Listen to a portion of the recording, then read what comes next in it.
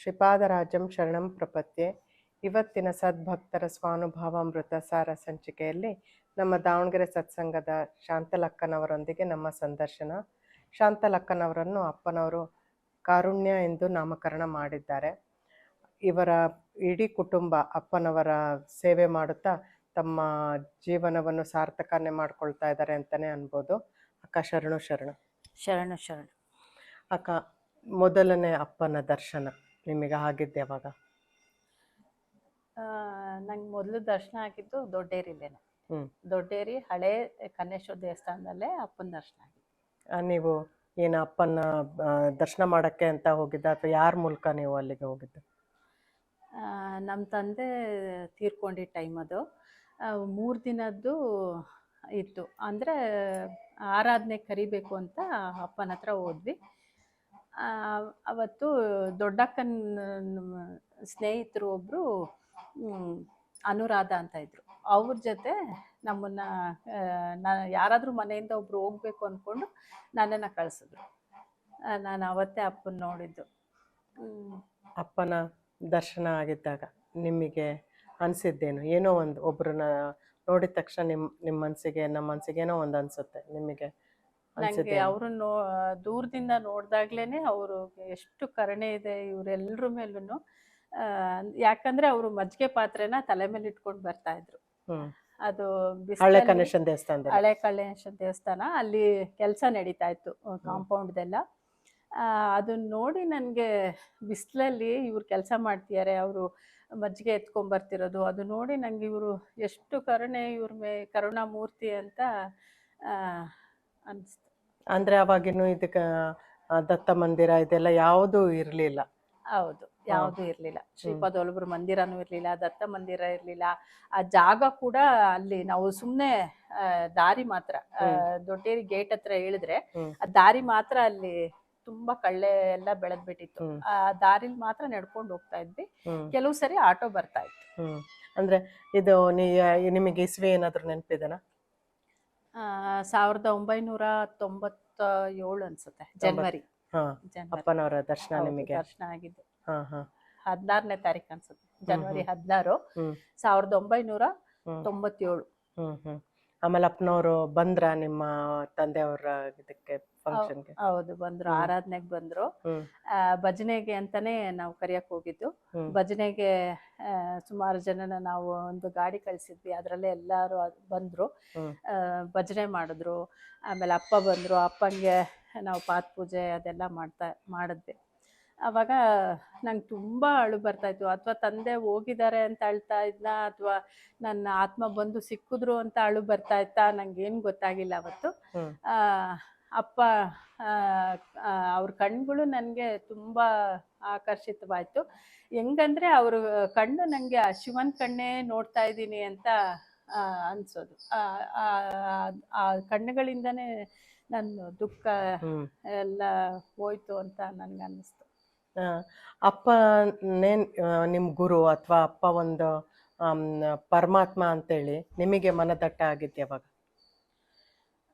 ಒಂದ್ಸರಿ ಹಿಂಗೆ ನಾವು ಯಾವಾಗ್ಲೂ ಕನ್ನೇಶ್ವರ ಅಂದರೆ ಹಳೆ ಕನ್ನೇಶ್ವರ ಟೆಂಪಲ್ಗೆ ಹೋಗಿ ಬಂದು ಮಾಡ್ತಾ ಇದ್ವಿ.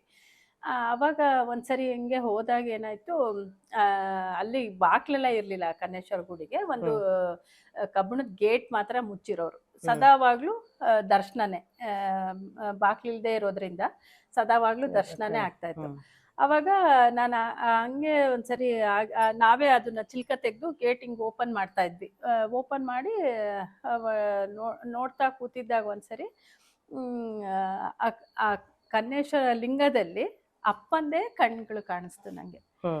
ಆ ಕಣ್ಗಳು ನೋಡಿದ ತಕ್ಷಣ ನನಗೆ ಅಪ್ಪ ಶಿವನೇ, ಸಾಕ್ಷಾತ್ ಶಿವನೇ ಅವರು ಅಂತ ಭಾಳ ಎಷ್ಟು ಆನಂದ ಮನಸ್ಸಲ್ಲಿ ತುಂಬ ಅದು ಕೂತ್ಬಿಡ್ತು ನನಗೆ. ಮನದಟ್ಟಾಗೋಯ್ತು. ಮತ್ತೆ ಇನ್ನೇನಾದ್ರೂ ಸನ್ನಿವೇಶ ಇದೆನಾ ಅಪ್ಪನಲ್ಲಿ? ನೀವು ಬೇರೆ ಇನ್ನು ಯಾರಾದ್ರೂ ಭಗವಂತನೇ ಅವರು ಅಂತೇಳಿ ನಿಮಗೆ ಮನದಟ್ಟಾಗಕ್ಕೆ ಇನ್ಯಾವುದಾದ್ರೂ ಸನ್ನಿವೇಶ ಆಮೇಲೆ ಇದೆನಾ? ಇನ್ನೊಂದ್ಸರಿ ಏನಂದ್ರೆ ಪ್ರಭಾಕರ್ ಸ್ವಾಮೀಜಿ ಬರ್ತಾರೆ ಅಂದ್ಬಿಟ್ಟು ಆ, 2ನೇ ಕಾರ್ತಿಕ ಸೋಮವಾರ ಎಲ್ರು ಕಾಯ್ತಾ ಇದ್ವಿ. ಬಹಳ ಜನ ಭಕ್ತರಿದ್ರು. ಅವರೊಟ್ಟಿಗೆ ನಾನಿದ್ದೆ, ಕಾಯ್ತಾ ಇದ್ವಿ ಎಲ್ಲ. ತುಂಬಾ ಹೊತ್ತಿಂದ ಕಾದ್ವಿ. 9 ಗಂಟೆಗಿಂತನೂ ಮುಂಚೆಯಿಂದನೂ ಕಾಯ್ತಾ ಇದ್ವಿ. 9 ಗಂಟೆಗೆ ಬರ್ತಾರೆ ಅಂತ ಹೇಳಿದ್ರಲ್ವ, 9 ಗಂಟೆ ದಾಟಿ ಹೋಯ್ತು ಟೈಮು. ಆವಾಗ 9:45 ಆ ಟೈಮ್ ಹತ್ತತ್ರ ಬರ್ತಾ ಇರೋವಾಗ ಅವ್ರಿಗೆ ಏನ್ ರೆಡಿ ಮಾಡಿದ್ವಲ್ಲ ಆ ಪೀಠ, ಅಲ್ಲೇ ಹೋಗಿ ಅಪ್ಪನೇ ಕುತ್ಕೊಂಡ್ರು. ಎಲ್ಲಿ ಅದು? ಉಪ್ಪಾರಟ್ಟಿಲಿ ಅವ್ರದ್ದು ಹೊಸ ಮನೆಯಲ್ಲಿ. ಹಾ ಹಾ ಹಳೆ ಮನೆ ಇತ್ತು ಮುಂಚೆ, ಅದೆಲ್ಲ ಡಮಲಿಶ್ ಮಾಡಿ ಹೊಸ ಮನೆ ಕಟ್ಟಿದ್ರು. ಅಲ್ಲಿ ಆ ಹೊಸ ಮನೆಯಲ್ಲಿ ಅಪ್ಪ ಆ ಪೀಠದಲ್ಲೇ ಹೋಗಿ ಕೂತ್ಕೊಂಡ್ರು. ಆ ಕೂತಿದ್ ಸನ್ನಿವೇಶ, ಅಮ್ಮ ಅವ್ರದ್ದು ಪಾದ ಪೂಜೆ ಮಾಡಿ ಭಿಕ್ಷೆ ಹಾಕಿದ್ರು. ಅದೆಲ್ಲ ಬಹಳ ಎಷ್ಟು ಇದಾಯ್ತು ಅಂದ್ರೆ ಮನ್ಸಿಗೆ, ಭಗವಂತ ಅಪ್ಪನೇ, ಸಕಲ ದೇವತೆಗಳೂನು ಅಪ್ಪನೇ ಅಂತ ನನ್ಗವತ್ತು ಮನ್ಸಾರ ಒಪ್ಕೊಂಬಿಟ್ಟೆ ನಾನು. ನನ್ಗವತ್ತು ಅದು ಗಟ್ಟಿಯಾಗಿ ಕೂತ್ಬಿಡ್ತು. ಅಷ್ಟೊತ್ತಿಗೆ ನೀವೆಲ್ಲ ಅಪ್ಪಂಗ್ ಶರಣಾಗತಿ ಆಗ್ಬಿಟ್ಟಿದ್ರಿ. ಅವಾಗ ಅದಾದ್ಮೇಲೆ ನಾನು ಪೂರ ಆದೆ ಅಂತ ಅನ್ಸುತ್ತೆ. ಅಪ್ಪ ಈಗ ಅಂದ್ರೆ ಅಪ್ಪ ಭಗವಂತ ನಮ್ಮನ್ನ ಪರೀಕ್ಷೆ ಮಾಡ್ತಾನೆ ಅಂತ ಅಂತಾರೆ. ನೀವು ನಿಮ್ಮ ಜೀವನದಲ್ಲಿ ಯಾವ್ದಾದ್ರು ಪರೀಕ್ಷೆಗೆ ಈಡಾಗಿದ್ದೀರಾ? ಅಪ್ಪ ನಿಜವಾದ ಭಕ್ತರನ್ನ ತುಂಬಾ ಪರೀಕ್ಷೆ ಮಾಡ್ತಾರೆ. ನೋಡೋಣ ಇವರು ಹೊರ್ಟೋಗ್ಬಿಡ್ತಾರ ಅಥವಾ ಇಷ್ಟೆಲ್ಲ ಪರೀಕ್ಷೆ ಆಗಿ, ಅದು ಪರೀಕ್ಷೆ ಅಂದ್ರೆ ಒಂದು ಒಂದು ಒಂದು ಘಟ್ಟ ದಾಟಿ ಆಚೆ ಬಂದಂಗೆ ನಮ್ಗೆ ಆ ಪರೀಕ್ಷೆ ಅಂದ್ರೆ ಆ ತರ ಇರುತ್ತೆ. ಪರೀಕ್ಷೆಯಲ್ಲಿ ಪಾಸ್ ಮಾಡೋರು ಅವರೇ, ಪರೀಕ್ಷೆ ಕೊಡೋದು ಅವರೇ, ಅದ್ರಲ್ಲಿ ಪಾಸ್ ಮಾಡೋದು ಕೂಡ ಅವರೇ ಆಗಿರ್ತಾರೆ. ಅವಾಗ ನಾವ್ ಹೆಂಗಿರ್ಬೇಕಂದ್ರೆ ಅವನ್ಗೆ ಶರಣ ಆಗ್ಬಿಡ್ಬೇಕು. ಇದು ಪರೀಕ್ಷೆ ಅಂತ ನಮ್ಗೆ ಗೊತ್ತಿರಲ್ಲ ಆಗ. ನಂಗೆ ತಡ್ಕೊಳಕ್ಕೆ ಆಗ್ತಿಲ್ಲಪ್ಪ, ನೀವೇ ನನಗ್ ದಿಕ್ಕು ಅಂತ ಯಾವಾಗ ನಾವು ಒಳಗಡೆಯಿಂದ ಕೂಗಕ್ ಶುರು ಮಾಡ್ತೀವ, ಅವಾಗ ಅವರೇ ಅದನ್ನ ಶರಣಾಗತಿ ಆದಾಗ ಅವ್ರು ಬಂದು ನಮ್ಮನ್ನ ಕಾಪಾಡ್ತಾರೆ. ಆಮೇಲೆ ಅದು ಪರೀಕ್ಷೆ ತುಂಬಾ ದೊಡ್ಡದು ಅಂತ ಅನ್ಕೊಂಡಿರ್ತೀವಿ. ಹೂ ಎತ್ತಿ ತೆಗ್ದು ಇಟ್ಟಷ್ಟು ಈಸಿಯಾಗಿ ಅದನ್ನ ಅಂದ್ರೆ ಸಾಲ್ವ್ ಮಾಡ್ಬಿಡ್ತಾರೆ. ಸಮಸ್ಯೆನೇ ಇಲ್ಲ ಅಷ್ಟು ಮಟ್ಟಿಗೆ ಅದು ಮುಗ್ದೋಗ್ಬಿಟ್ಟಿರುತ್ತೆ. ಭಗವಂತ ತನ್ನ ಭಕ್ತರನ್ನ ಪರೀಕ್ಷಿಸ್ತಾನೆ ಅಂತ ಅಂತಾರೆ. ನಿಮಗೆ ಯಾವಾಗಾದ್ರೂ ಅಪ್ಪ ಯಾವ್ದಾದ್ರು ಪರೀಕ್ಷೆ ಮಾಡಿರೋದೇನಾದ್ರೂ ನೆನಪಿದೆನಾ? ಹೌದು, ಭಕ್ತರು ಚೆನ್ನಾಗಿ ಅವರು ಪಳಗ್ಬೇಕು ಭಕ್ತಿಲಿ, ಅದಕ್ಕೆ ಅಂತಾನೆ ಅಪ್ಪ ಪರೀಕ್ಷೆ ಮಾಡ್ತಾರೆ. ತುಂಬಾನೇ ಪರೀಕ್ಷೆ. ಆ ಪರೀಕ್ಷೆಯಲ್ಲಿ ಪರೀಕ್ಷೆ ಕೊಡೋದು ಭಗವಂತನೇ. ಪರೀಕ್ಷೆನ ಪಾಸ್ ಮಾಡಿ ಅದನ್ನ ಆ ಪರೀಕ್ಷೆಯಿಂದ ಹೊರಗಡೆ ಬರೋದು ಅದು ಕೂಡ ಭಗವಂತನೇ ಮಾಡಿಸ್ತಾರೆ. ಅಪ್ಪನೇ ಇದನ್ನ ನನಗೆ ಒಂದು ಸಣ್ಣದಾಗಿ ಅದು ಹೇಳಕ್ಕೆ ಇಷ್ಟಪಡ್ತೀನಿ. ನಂಗೆ ಒಂದ್ಸರಿ ದೊಡ್ಡೇರಿಗೆ ಹೋಗಿ ಬಂದು ಮಾಡ್ತಾ ಇದ್ದೆ. ಆವಾಗ ನಂಗೆ ಎಲೆಡ್ಕಿ ಕೊಟ್ರು. ಇದು ನೀನು ಅದ್ರದ್ದು ರಸ ಬರುತ್ತಲ್ವ ಎಲೆಡ್ಕಿ ಹಾಕಿದ್ರೆ, ಆ ರಸನ ಹುಗಿ ಕುಡ್ದು ಮತ್ತೆ ನುಂಗು ಕುಡ್ದು ಮಾತಾಡಂಗಿಲ್ಲ ಅಂತ, ನೀನು ದಾವಣಗೆರೆಗೆ ಹೋಗೋ ತನಕ ಹಾಗೆ ಇರ್ಬೇಕಂತ ಹೇಳಿದ್ರು. ನಂಗೆ ಅವಾಗ ಏನು ಗೊತ್ತಾಗ್ಲಿಲ್ಲ, ಅಂದ್ರೆ ರಸ ಬರುತ್ತೆ ಆ ಥರದ್ದೆಲ್ಲ ಏನು ಗೊತ್ತಾಗ್ಲಿಲ್ಲ ಆಗ. ಅಂದ್ಬಿಟ್ಟೆ, ಆಯ್ತಪ್ಪ ಅಂದೆ. ಸರಿ ಸೀದಾ ಬಂದೆ. ಬಸ್ ಹತ್ಕೊಂಡು ಹೋಗ್ಬೇಕಾರೆ ಅವನ ಕೈ ಸನ್ನೆಲ್ಲ ಹೇಳ್ತಿದ್ದೀನಿ, ಚಳ್ಳಕೆರೆ ಇಲ್ಲಿ ಅಂತ. ಚಳ್ಳಕೆರೆನಾ ಅಂದ ಅವನೇನೆ. ಅವಾಗ ಹಂಗೆ ಆಮೇಲೆ ಸರಿ ಚಳ್ಳಕೆರೆಯಲ್ಲಿ ಇಳಿದು ಮತ್ತೆ ನಾನು ದುರ್ಗಾ ಬಸ್ ಹತ್ತಿದೆ. ದುರ್ಗಾ ಬಸ್ ಹತ್ತಬೇಕಾದ್ರೆ ಹಿಂಗೆ ಕೈಯಲ್ಲಿ ತೋರಿಸ್ದೆ. ಆ ಪಕ್ಕದಲ್ಲಿ ಕೂತಿದ್ದವರು ದುರ್ಗಕ್ಕೆ ಹೋಗ್ತಾ ಇದ್ರು. ಅವರು ದುರ್ಗನಾ ಅಂದರು. ಅಂತ ತಲೆ ಅಲ್ಲಾಡಿಸ್ದೆ. ಮತ್ತೆ ಆವಾಗ ಟಿಕೆಟ್ ಕೊಟ್ರು. ಸರಿ ಅಲ್ಲಿಂದ ಮತ್ತೆ ಬಸ್ ಇಳಿದು ಮತ್ತೆ ದಾವಣಗೆರೆ ಬಸ್ ಹತ್ತಿದೆ. ದಾವಣಗೆರೆ ಬಸ್ ಹತ್ತಿದಾಗ ಅವನಿಗೆ ಹೇಳ್ತಾ, ಅದು ಹುಬ್ಳಿ ಬಸ್ಸು, ಹುಬ್ಳಿನಾ ಅಂತಾನೆ ಹಿಂಗೆ ಕೈ ಅಂದರೆ. ಆಮೇಲೆ ಅಲ್ಲ ಮೊದಲನೇ ಊರು ಅಂತ ತೋರಿಸ್ದೆ. ಅಲ್ಲ ಅಂತ ಮೊದಲೇ ಊರು ಅಂತ ತೋರಿಸ್ದಾಗ ನಾನು ಕೈ ಸನ್ನೆಲ್ಲ ಹೇಳ್ತಾ ಇದ್ದೀನಿ. ಅವ್ರಿಗೇನು ಅನಿಸಿದೆ ಅಂದರೆ ಇವ್ರಿಗೆ ಮಾತಾಡಕ್ ಬರಲ್ಲ ಅಂತ, ಮೂಕಿ ಅಂತ ತಿಳ್ಕೊಂಬಿಟ್ರು. ಅದಕ್ಕೆ ಆವಾಗ ದಾವಣಗೆರೆನಾ ಅಂದರು ಅಂತ ಅಂದೆ. ಆ ದಾವಣಗೆರೆನಾ ಅನ್ನೋದನ್ನು ಕೂಡ ಜೋರಾಗಿ ಹೇಳ್ತಾ ಇದ್ದಾರೆ, ಇವ್ರಿಗೆ ಕಿವಿನೂ ಕೇಳಿಸಲ್ಲ ಅಂದ್ಕೊಂಡು. ಆವಾಗ ಆಯ್ತು ಹ್ಞೂ ಅಂದೆ. ನನಗೆ ಒಳಗಡೆನೆ ನಗುನು ಬರ್ತಾ ಇತ್ತು. ಆಮೇಲೆ ಅಪ್ಪ ಎಂತ ಪರೀಕ್ಷೆ ಕೊಟ್ಬಿಟ್ರಲ್ಲ ಅಂತ ಅದು ಕೂಡ ಅನಿಸ್ತಾ ಇತ್ತು. ಆಮೇಲೆ ಸರಿ ಅಂತ ದಾವಣಗೆರೆಗೆ ಬಂದು ಇಳಿದು ಆಟೋದವನ್ಗೆ ಹೇಳೋದು ಅಂದ್ರೆ ಭಾಳ ಆವಾಗಲೇ ನನಗೆ ತುಂಬಾ ಕಷ್ಟ. ಕಷ್ಟ ಆಗಿದ್ದು. ಅಡ್ರೆಸ್ ಹೇಳ್ಬೇಕಾದ್ರೆ ಆವಾಗ ಲಕ್ಷ್ಮೀ ಫೋರ್ ಮಿಲ್ ಹತ್ರ ಇಂದ ಶಾಮ್ನೂರ್ ರೋಡಲ್ಲಿ ನಮ್ಮ ಮನೆ ಇದ್ದಿದ್ದಾಗ ಅವಾಗ ಲಕ್ಷ್ಮಿ ಅಂತ ಕೈಯಲ್ಲಿ ತೋರಿಸ್ತಾ ಇದ್ದೆ ನಿಂಗೆ ಅಂತ. ಅವಾಗ ಏನ್ ಲಕ್ಷ್ಮಿನಾ ಅಲ್ಲ ಅವನ್ ದುಡ್ಡ ಅಂದ ಫಸ್ಟ್. ಆಮೇಲೆ ಇಲ್ಲ ಅಂತ ಹಂಗೆಲ್ಲ ಹೆಸರು ಹೇಳ್ತಾ ಅವನು ಆಮೇಲೆ ಕಡೆಗೆ ಲಕ್ಷ್ಮಿಗೆ ಬಂದ. ಲಕ್ಷ್ಮಿ ಅಂತ ಹೇಳ್ದಾಗ ನಾನು ಅಂದೆ. ಲಕ್ಷ್ಮಿ ಅವಾಗ 4 ಮಿಲ್ ಅಂತ ಹಿಟ್ಟು ತೋರಿಸ್ದೆ ಹಿಂಗೆ. ಅವಾಗ ಅವನಿಗೆ ಗೊತ್ತಾಗೋಯ್ತು ಲಕ್ಷ್ಮಿ 4 ಮಿಲ್ಲ ಅಂತ. ಮಾತಾಡಕ್ ಬರಲ್ಲಲ್ಲಮ್ಮ, ಯಾರಾದ್ರೂ ಜೊತೆಲಿ ಕರ್ಕೊಂಡ್ ಬರ್ಬೇಕು ತಾನೆ ಅಂತ ಹೇಳ್ತಾ ಇದ್ದಾನೆ. ಆದ್ರೂ ನಾನು ಸುಮ್ನೆನೆ ಇದ್ದೆ, ಮನೆಗೆ ಹೋಗೋ ತನಕನೂ ಇದು ನುಗ್ಗಿಯಂಗಿಲ್ವಲ್ಲ ಅಂತ. ಸರಿ ಅಂತ ಆಟೋಲ್ ಬಂದೆ. ಆಮೇಲೆ ಅವನಿಗೆ ಹೋಗ್ತಾ ಇರುವಾಗ ಆಮೇಲೆ ಏನ್ ಮಾಡಿದೆ, ನಾನು ಮುಟ್ಟಿ ಕ್ರಾಸ್ಗಳು ತೋರ್ಸಕ್ ಶುರು ಮಾಡ್ಬಿಟ್ಟೆ. ಅಂದ್ರೆ ಲೆಫ್ಟ್ ಅಂದ್ರೆ ಹಿಂಗೆ, ರೈಟ್ ಅಂದ್ರೆ ಈ ತರ ತೋರಿಸ್ತಾ ಇದ್ದೆ. ಅವನನ್ನ ಮುಟ್ಟಿ ಮಾತಾಡ್ಸಕ್ ಶುರು ಮಾಡ್ದೆ. ಆಮೇಲೆ ಸರಿ ಅವನು ಸೀದಾ ಬಂದ. ಆಮೇಲೆ ಮನೆ ಕ್ರಾಸ್ ಹತ್ರ ಬಂದ್ಮೇಲೆ ಇಳಿದು ಅವನಿಗೆ ದುಡ್ಡು ಕೊಟ್ಟು ಅವನಿಗೆ ಇನ್ನ 20 ರೂಪಾಯಿ ಜಾಸ್ತಿ ಕೊಟ್ಟು ಇಳಿದು ಒಳಗಡೆ ಬಂದೆ. ಕೀ ಇಸ್ಕೊಳಕ್ ಹೋಗ್ಬೇಕಿತ್ತು. ಮನೆ ಹತ್ರ ಬಂದಿದ್ದೀನಪ್ಪ, ನಿನ್ಗೂ ನಿಜ ಇದನ್ನು ಉಗುಳ್ತಾ ಇದ್ದೀನಿ ಇವಾಗ ಅಂತ ಅಪ್ಪಂಗೆ ನಮಸ್ಕಾರ ಮಾಡ್ಬಿಟ್ಟು ಪಕ್ಕದಲ್ಲೇ ಉಗುಳಿ ಆಮೇಲೆ ಕೀ ಇಸ್ಕೊಳಕ್ಕೆ ಅಂತ ಪಕ್ಕದ ಮನೆಗೆ ಹೋದೆ. ಸರಿ ಅಂತ ಕೀ ಇಸ್ಕೊಳ. ಅದು ಎಂಥ ಪರೀಕ್ಷೆ ಅಂದರೆ ದಾರಿ ಉದ್ದಕ್ಕೂ ನನ್ನನ್ನು ಯಾರಾದರೂ ಏನಾದರೂ ಅಂದ್ಕೊಳ್ಳಿ, ನನಗೆ ಅದ್ರ ಕಡೆ ಗಮನ ಇರಲಿಲ್ಲ ಅವತ್ತು. ಅಪ್ಪ ಹೇಳಿದ್ದಾರೆ ಅದನ್ನ ಮಾಡಬೇಕು ಅಂತ. ಅದು ಆ ಥರ ಪರೀಕ್ಷೆ. ಅದು ಸಣ್ಣ ಪರೀಕ್ಷೆ ಕೊಟ್ಟು ನನಗೆ ಪಾರ್ ಮಾಡಿದ್ದು ಅಪ್ಪನೇ ಅಂತ ಹೇಳ್ತೀನಿ. ಆಮೇಲೆ ಮತ್ತೆ ಹಿಂಗೆ ಪರೀಕ್ಷೆಗಳು ತುಂಬ. ಅದೆಲ್ಲ ನಾನು ದೊಡ್ಡೇರಿಗೆ ಹೋಗೋದು ಅಂದರೆ ಹಿಂಗೆ ಹೋಗಿ ಹಿಂಗೆ ಬಂದ್ಬಿಡೋಣ ಅಂತ ಹೋಗಿರ್ತೀನಿ ನಾನು. ಬೆಳಗ್ಗೆ ಹೋಗಿ ಸಂಜೆಗೆ ಬಂದ್ಬಿಡೋದು ಅಂತ. ಮಕ್ಕಳು ಚಿಕ್ಕವ್ರು ಇರ್ತಿದ್ರಲ್ವಾ, ಅದಕ್ಕೆ. ಆವಾಗ ಒಂದ್ಸರಿ ಏನಾಯ್ತು, ನನ್ನನ್ನು ಕಳಿಸೇ ಇಲ್ಲ ಅಪ್ಪ, ಹಂಗೆ ಇಟ್ಕೊಂಡ್ಬಿಟ್ರು. ನೋಡೋಣ ಏನು ಮಾಡುತ್ತೆ ಅಮ್ಮ ಅಂತ. ಅವರಿಗೆ ಹುಡುಗಾಟ, ನಮ್ಗೆ ಪರದಾಟ, ಏನ್ ಮಾಡ್ಬೇಕು ಗೊತ್ತಾಗಲ್ಲ. ಬರ್ದಿದಾರಲ್ಲ ಹುಡುಗಾಟ ಶ್ರೀಯರಿಗೆ ಪರದಾಟ ಪಾಮರರಿಗೆ ಅಂತ.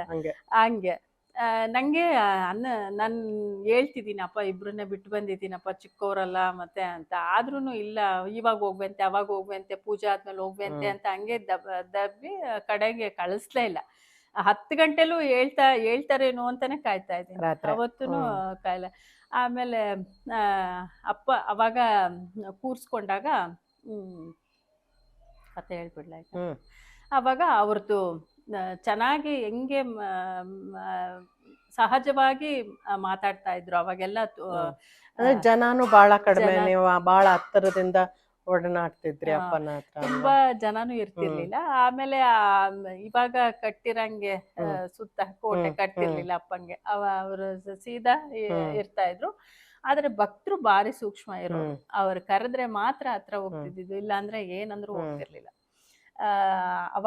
ಅವಾಗ ಎಲ್ರಿಗೂ ಭಗವಂತನೇ ಬುದ್ಧಿ ಕೊಟ್ಟಿದ್ದ ಅನ್ಸುತ್ತೆ. ಯಾರನ್ನ ಅವಾಗ ನಾವೇನ್ ಮಾಡಿದ್ವಿ, ಹಿಂಗೆ ಎಲ್ಲರೂ ಕೂತ್ವಿ. ಅವಾಗ ಅಪ್ಪ ಒಂದು ಕತೆ ಹೇಳಕ್ ಶುರು ಮಾಡಿದ್ರು. ನೋಡು ಭಗವಂತ ಅಂದ್ರೆ ಹೆಂಗಿರ್ತಾನೆ ಅಂತ ಅಂದ್ರೆ ಅವನು ಏನ್ ಕೇಳಿದ್ರು ಕೊಡ್ತಾನೆ ಅನ್ನಕ್ಕೆ ಒಂದು ಕತೆ ಹೇಳ್ತೀನಿ. ಒಬ್ನು ಕಟ್ಗೆ ಹೊಡಿಯೋನ್ ಇರ್ತಾನೆ. ಅವನು ಇದು ಕಟ್ಗೆ ಹೊಡ್ಕೊಂಬರೋದೆ ಅವನ ಕೆಲಸ. ಅವಾಗ ಹಂಗೆ ಕಟ್ಗೆ ಹೊಡ್ಕೊಂಡು ಹಿಂಗೆ ಮನೆಯವ್ರು ಯಾರಾದ್ರೂ ಕೇಳಿದ್ರೆ ಅವ್ರಿಗೆ ಹಾಕಿ ಅವ್ರ ಹತ್ರ ದವಸ ಧಾನ್ಯ ಅಥವಾ ದುಡ್ಡು ಏನ್ ಕೊಡ್ತಾರೋ ಅದನ್ನ ಇಸ್ಕೊಂಡು ಬಂದು ಅದರಲ್ಲೇ ಜೀವನ ಮಾಡ್ತಾ ಇದ್ದ. ಅವಾಗ ಏನಾಯ್ತು, ಬರ್ತಾ ಇರೋವಾಗ ಒಂದು ಎಲ್ಲೋ ಒಂದ್ ಕಡೆ ಒಂದು ಸಮಾರಂಭ ನಡೀತಾ ಇರತ್ತೆ. ಅಲ್ಲಿ ಊಟಕ್ಕೆ ಇಡ್ತಾ ಇರ್ತಾರೆ. ಊಟಕ್ಕೆ ಇಡ್ತಿರ್ಬೇಕಾದ್ರೆ ಇವನ್ಗೆ ಆ ಊಟ ನೋಡಿ ಆಸೆ ಆಗ್ಬಿಡುತ್ತೆ. ನಾನು ಕೂಡ ಊಟ ಮಾಡೋಣ ಅಂತ ಕಟ್ಗೆನ ಅಲ್ಲಿಟ್ಬಿಟ್ಟು ಊಟಕ್ಕೆ ಬಂದು ಕೂತ್ಬಿಡ್ತಾನೆ ಲೈನಲ್ಲಿ ಕೂತ ತಕ್ಷಣ ಅವರು ನೀಡ್ತಾ ಇರ್ತಾರೆ.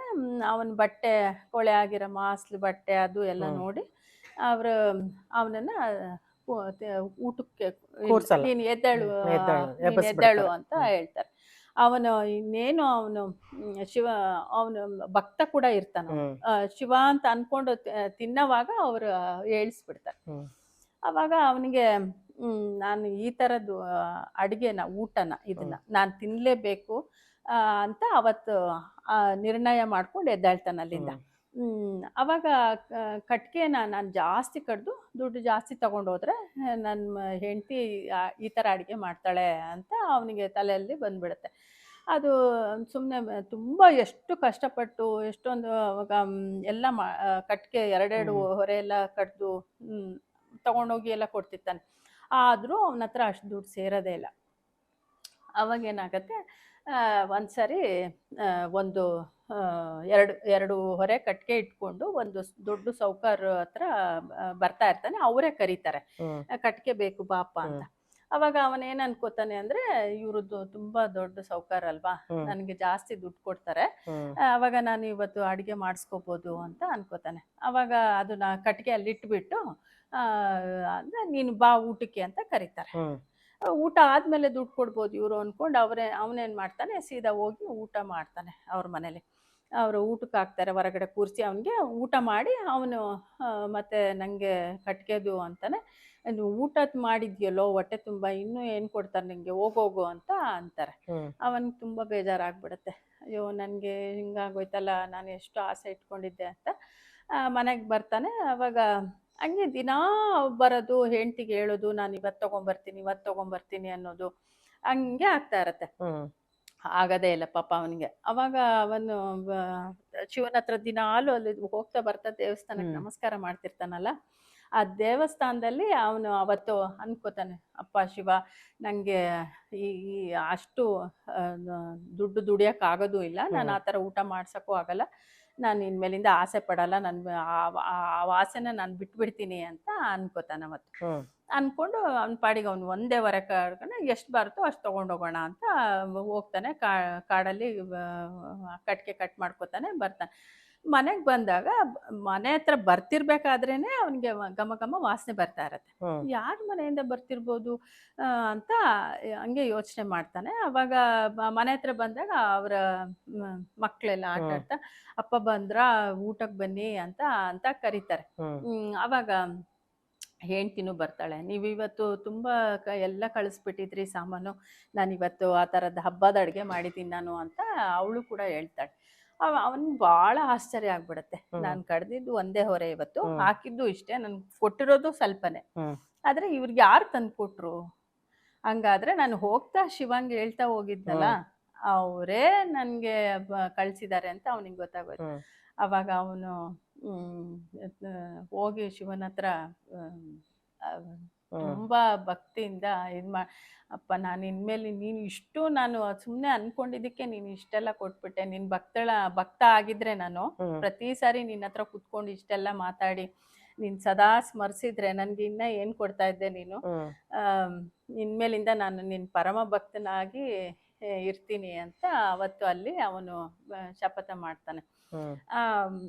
ಆ ಕಥೆಯಿಂದ ಅಪ್ಪ ಏನು ಹೇಳಿದ್ರಂದ್ರೆ, ನೋಡು ಭಗವಂತ ಅವನು ಏನು ನನಗೆ ಬೇಡವೇ ಬೇಡ, ಇದು ಇಲ್ಲ, ನನ್ಗೆ ಏನಾದ್ರೂ ನೀನ್ ಕೊಟ್ಟಿರ್ತೀಯೋ ಅದನ್ನೇ ಊಟ ಮಾಡ್ತೀನಿ ನಾನು ಅಂತ ನೀನ್ ಯಾವತ್ತು ನೀನ್ ಅನ್ಕೊಂಡೆ, ಅವತ್ತು ಆ ಆಸೆನ ತೀರ್ಸ್ಬಿಟ್ರು.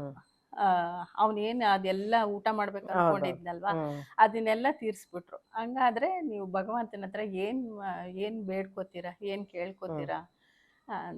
ನನ್ಗೆ ಅಷ್ಟ ತನಕ ಇದ್ದಿದ್ದು ಹೊಯ್ದಾಟ, ಮನೆಗೆ ಹೋಗ್ಬೇಕು, ಮಕ್ಳನ್ನಿಬ್ರನ್ನೇ ಬಿಟ್ಟು ಬಂದೆ, ಅಂದ್ರೆ ಆ ಒಯ್ದಾಟ ಎಲ್ಲ ಏನು ನೆನಪು ಬರ್ತಾ ಇಲ್ಲ.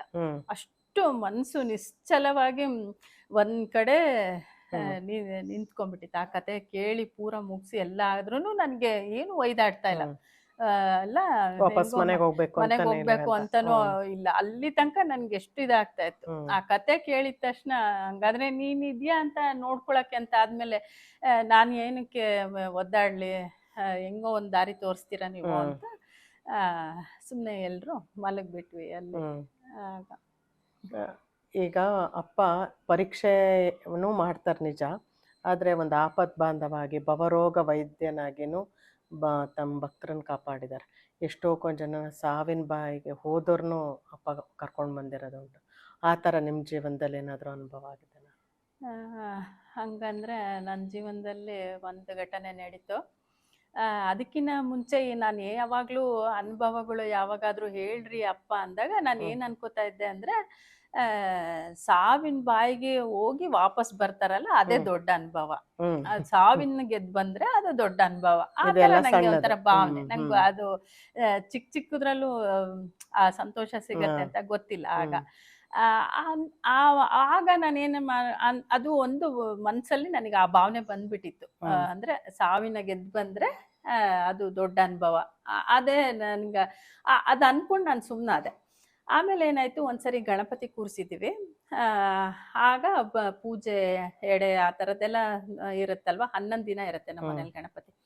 ಆಗ ನಾನು ಡೈಲಿ ತಲೆ ಸ್ನಾನ ಮಾಡ್ಕೊಳ್ಳೋದು, ಎಡೆಗೆ ಮಾಡ್ಕೊಳ್ಳೋದು, ಆ ಥರದ್ದೆಲ್ಲ ಅದು ಏನಾಯ್ತು, ಲಾಸ್ಟ್ ಡೇ ಅನಂತ ಚತುರ್ದಶಿ ದಿವಸ ನಾವು ಗಣಪತಿ ಬಿಡೋದು. ಆ ಲಾಸ್ಟ್ ಡೇ ಬರೋವಾಗ ನನಗೆ ಆಗಲೇ ಅವತ್ತು ಬೆಳಿಗ್ಗೆಯಿಂದನೂ ಪೂರಾ ಜ್ವರ ಬಂದ್ಬಿಟ್ಟಿದೆ. ಆಮೇಲೆ ನಂಗೆ ಏನೋ ಒಂಥರ ಉಸಿರಾಡಕ್ಕಾಗ್ತಾ ಇಲ್ಲ. ತುಂಬ ಕಷ್ಟಪಡ್ತಿದ್ದೀನಿ ಉಸಿರಾಡಕ್ಕೂ. ಸುಸ್ತು ಬೇರೆ ಆಗ್ತಾ ಇದೆ. ಕಣ್ಣೆಲ್ಲ ಅವಾಗವಾಗ ಕತ್ಲೆನೂ ಬರ್ತಾ ಇತ್ತು. ಅದರಲ್ಲೇ ಅಡುಗೆ ಮಾಡಿದೆ. ಆಮೇಲೆ ನಾನು ಒಂದು ಸ್ವಲ್ಪ ಜನನ ಕರೆದು ಊಟಕ್ಕೆ ಇಡ್ತಾ ಇದ್ದೆ ಆ ಟೈಮಲ್ಲಿ. ಆವಾಗ ಅವ್ರನ್ನೆಲ್ಲ ಕರೆದು ಊಟಕ್ಕಿಟ್ಟು ಅವ್ರು ಬಂದವರೆಲ್ಲ ಹೇಳ್ತಾ ಇದ್ದಾರೆ, ಯಾಕೆ ನಿಂಗೆ ಹುಷಾರಿಲ್ವಾ ಹಂಗೆ ಅಂತ. ಇಲ್ಲ ಇವಾಗ ಹೋಗ್ತೀನಿ ಡಾಕ್ಟ್ರ್ ಹತ್ರ ಅಂತ. ಆಮೇಲೆ ಸರಿ ಅಂತ ಸಂಜೆ ಆಯಿತು, ಇನ್ನು ಹೋಗ್ಬಾ ನೀನು ಡಾಕ್ಟ್ರ್ ಹತ್ರ ಅಂತ ನಮ್ಮ ಮನೆಯವರು ಜೋರು ಮಾಡಿದ್ರು. ನೀನು ಹಿಂಗೆ ಬಿಟ್ಟರೆ ಹಿಂಗೆ ಮಾಡ್ತೀಯ ಅಂತ. ಸರಿ ಅಂತ ಕರ್ಕೊಂಡು ಹೋದ್ರು. ಡಾಕ್ಟ್ರ್ ಹತ್ರ ಹೋಗಿ ತೋರಿಸಿದಾಗ ಅವರು ಹೇಳ್ತಾ ಇದ್ದಾರೆ, ತುಂಬ ಪಲ್ಸಸ್ ತುಂಬ ಇದಾಗಿದೆ, ನೀನು ತುಂಬ ನಿಧಾನಕ್ಕೆ ಉಸಿರಾಡ್ತಾ ಇದ್ದಾರೆ, ನೀವು ಇಷ್ಟೋ ತನಕ ಯಾಕೆ ಬಿಟ್ರಿ, ಇನ್ನೂ ಬೇಗನೆ ಬಂದು ಅಡ್ಮಿಟ್ ಮಾಡಬೇಕಿತ್ತು ಅಂತ ಇಮ್ಮಿಡಿಯೇಟ್ ಅಡ್ಮಿಟ್ ಮಾಡಿಕೊಂಡು ನನಗೆ ಕಡ್ಲಿ ಡಾಕ್ಟ್ರೇ ಅದು ಬಂದು ಎಲ್ಲ ನೋಡಿ ಮಾಡಿ ಆಮೇಲೆ ರಾಜೇಶ್ ಡಾಕ್ಟರ್ ಅಂತ ಯಾರನ್ನ ಕರೆಸಿದ್ದಾರೆ. ನನಗೆ ಅಷ್ಟರಲ್ಲಿ ಆಗಲೇ ಕಾನ್ಶಿಯಸ್ಸೇ ಇರಲಿಲ್ಲ. ಅಂದರೆ ನನಗೆ ಎಚ್ಚರ ಇರಲಿಲ್ಲ. ಮಾತಾಡೋದು ಕೇಳಿಸ್ತಾ ಇದೆ, ಆದರೆ ಕಣ್ಣು ಬಿಡೋಕ್ಕಾಗ್ತಾ ಇಲ್ಲ ನನಗೆ. ಅವಾಗ ಅಂದು ಆಕ್ಸಿಜನ್ ಹಾಕಿದ್ದಾರೆ.